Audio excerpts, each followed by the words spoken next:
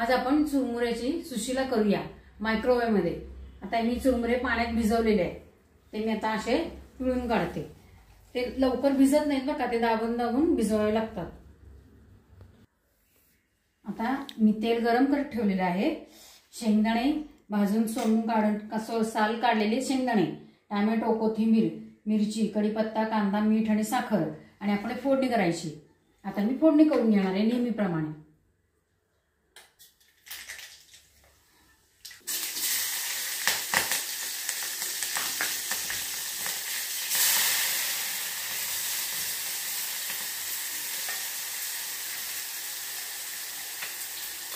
Tomato घालते आणि शेंगदाणे। आता मी हा गॅस घालून टाकणार आहे, कारण मायक्रोवेव्ह मध्ये जरी अर्धवट कच्चा राहिला तरी तो चांगला परतला जातो त्याच्यामध्ये।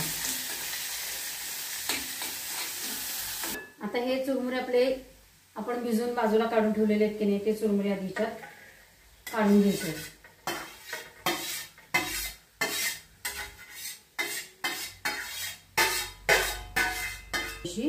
चवीपुरती आणि मीठ आणि कोथिंबीर। आता ह्याच्यावरती आपण ही फोडणी घालून घेऊया आणि चांगला हलवून घेऊया।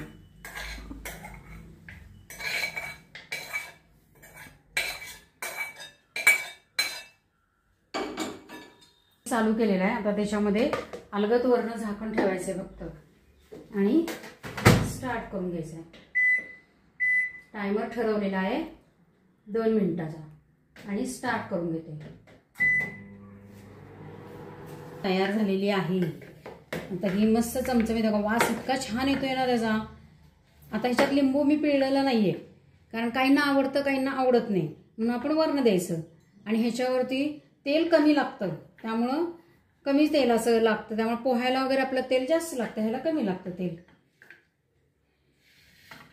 त्याच्यावरती खोबरं आणि कोथिंबीर टाकून घ्यायची आहे आणि थोडी शेव टाकूया आपण। शेव टाकल्याने कसं चव आणखीन चांगली लागते त्याची। आणि लिंबू जसं हवंय तसं या खायला। मस्तपैकी वेगळा पदार्थ मायक्रोवेव्ह मधली सुशीला।